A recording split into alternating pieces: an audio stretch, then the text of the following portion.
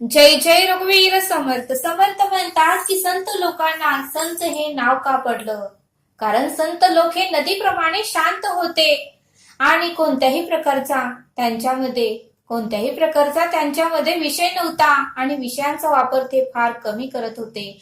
आणि म्हणूनच समर्थ म्हणतात की संत लोकांना समुद्राची उपमा दिली नाही तर संत लोकांना नदीची उपमा दिली. समुद्र हा नेहमी खवळलेला असतो. समुद्राच्या नेहमी लाटा चालूच असतात.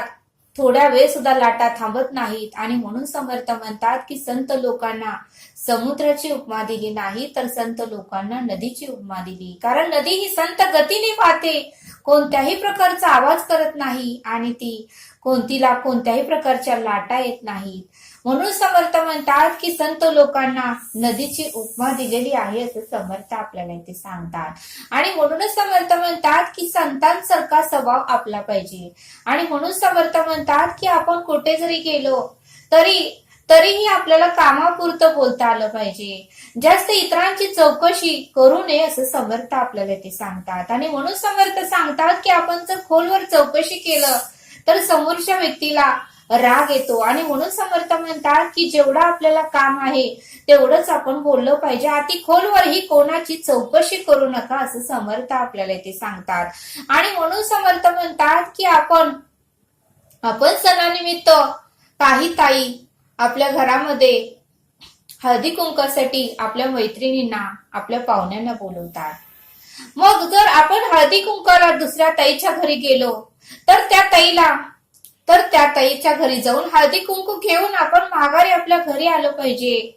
तर आपण मात्र त्या ताईच्या घरी हळदी कुंकाला गेल्यानंतर आपण मात्र तिची चौकशी करतो आणि तिला म्हणतो की तुम्ही घर तर सुंदर ठेवलंय पण कपाटच ह्या साईडला नको होतं, तुम्ही घर सुंदर ठेवलंय पण किचन ह्या साईडला नको होतं, फ्रीज तुम्ही असाच का ठेवला, म्हणजे वगैरे वगैरे अनेक आपण चौकशा करतो. मग समर्थ म्हणतात की त्या ताईने आपल्याला हळदी कुंकाच्या कार्यक्रमाला बोलवलं. मग हळदी कुंकू घेऊन जो काही प्रसाद देतात ते घेऊन आपण आपल्या घरी आलं पाहिजे. आपण नाही त्या चौकशी का करतो आणि नाही ते लोकांना उपदेश का द्यायचे असं समर्थ आपल्याला ते सांगतात.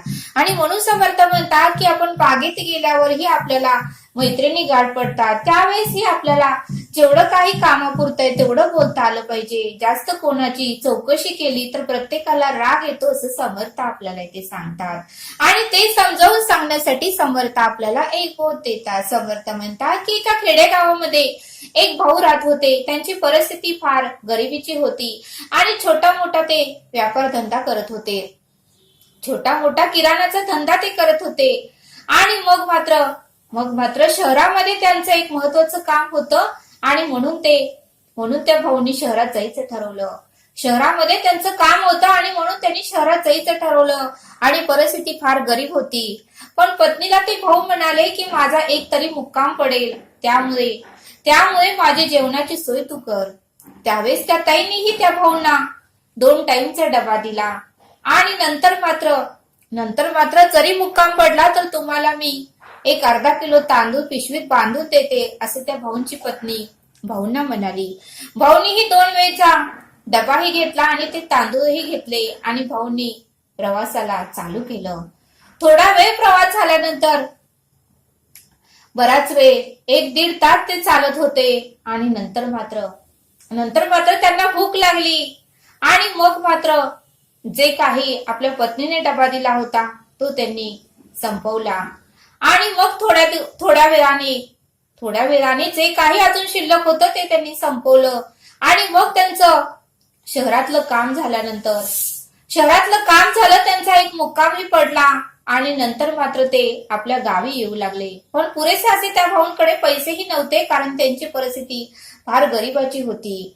मग मात्र त्यांना आठवलं की आपल्या पत्नीने आपल्याला एक थोडं तांदूळ दिलेला आहे, आपण कुठंतरी घर बघूया, कुठल्या तरी ताईंना विनंती करूया आणि हे तांदूळ त्यांच्याकडे देऊन आपण भात शिजवून खाऊया असं त्यांनी ठरवलं. मग घरी येताना त्यांना मात्र एक आजीची झोपडी त्यांना दिसली. आणि मग त्या भाऊंना वाटलं की खरंच ही आजी चांगली वाटते, मायाळू वाटते, आपण या आजीला विचारावं तरी की तुम्ही माझी मदत करता का. आणि म्हणून ते भाऊ त्या आजीच्या झोपडीत गेले आणि आजीला म्हणाले की मी ह्या गावावरून आलेलो आहे, माझं शहरामध्ये काम होतं म्हणून मी इकडे आलो होतो आणि एक मुक्काम पडला आणि आता मला खूप भूक लागलेली आहे आणि मी तुम्हाला विनंती करतो, माझ्याकडे हे तांदूळ आहे आणि कृपा करून मला हे तुम्ही शिजवून द्या, म्हणजे मी हा भात खाऊन माझा पुढचा प्रवास चालू करतो आणि मी माझ्या घरी निघून जातो. त्यावेळेस आजीलाही त्या भाऊंची दया आली आणि आजी म्हणाली, ठीक आहे, तू माझ्या पोरासारखाच आहेस, तू बस थोडा वेळ, मी तुला भात शिजवून देते. आणि आजीने त्या भाऊंकडचे तांदूळ घेतले आणि तिने चूल पेटवली आणि भात शिजायला टाकला. त्यावेळेस मात्र ते भाऊ शांत बसतील की नाही, तर त्या भाऊंनी चौकशी करायला चालू केली की आजी तू एकटीच का राहतेस, तुला मुलं नाहीत का, तुझ्या मुलाने तुला का सोडून दिलं, आणि मग तुला मुली नाहीत का, मग तू एकटीच का राहतेस, आणि तुझं स्वतःचं घर नाही का, तू झोपडीतच का राहतेस, मग तुझा उदरनिर्वाह कसा चालतो, तुझा खर्च कसा चालतो, असा अनेक प्रश्न ते भाऊ त्या आजीला करू लागले. आजीची चौकशी भरपूर करू लागले. आजी मात्र आता शांत बसेल, मग शांत बसेल आजीला असं वाटलं, पण ते भाऊ मात्र बोलतच राहिले, आजीशी बोलतच राहिले. आणि मग मात्र आजीला राग आला. मग मात्र त्या भाऊंचा आजीला राग आला. आजीला वाटलं एकतर मी ह्याची मदत करत आहे आणि हा मात्र माझी किती चौकशी करत आहे, माझ्याबद्दल विचारपूस करत आहे आणि मी उत्तरही देत नाही, तरी हा बडबडतच आहे. आणि मग मात्र आजीला राग आला आणि आजीने चुलीवरचं अर्धवट शिजलेला भात तसाच उचलला आणि त्या भाऊंना म्हणाले की तुमच्याकडे कॉटनचं काही कापड आहे का. त्यावेळेस ते भाऊ म्हणाले, हो आहे, माझ्याकडे रुमाल आहे. मग ती आजी म्हणाली, बघू तो रुमाल.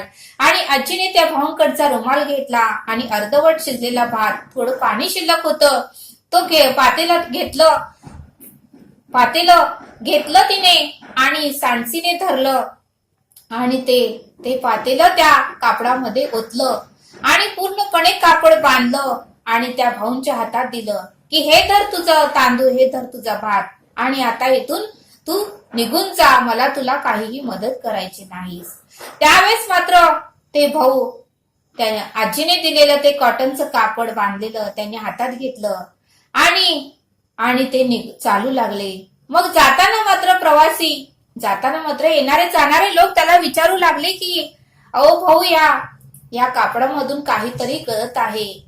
त्यावेळेस ते भाऊ म्हणाले, पाणी गळत नाही तर माझे अवगुण गळत आहेत, या कापडामधून पाणी गळत नाही तर माझे अवगुण गळत आहेत. बघा म्हणले समर्थ, या बोधातून आपल्याला हे शिकायला मिळतं, कोणी जर आपली मदत करत असेल, कोणी जर आपली परिस्थिती आपल्यावर आली असेल आणि कोणी जर आपल्याला मदत करत असेल, तर त्यावेळेस मात्र शांत चित्तेने त्याची मदत घ्यावी. आपण त्याची चौकशी जास्त करू नये. आणि म्हणूनच समर्थ म्हणतात की जास्त चौकशी केल्याने समोरच्या व्यक्तीला राग येतो आणि जेवढं आपल्याला काम आहे, जेवढं आपल्याला गरज आहे, तेवढंच आपण बोललं पाहिजे. जास्त बोलून आपणच आपलं नुकसान करून घेतो, असं समर्थांनी आपल्याला या बोधातून समजावून सांगितलं. तरी आता आपण येथेच थांबूया. धन्यवाद. जय सद्गुरू.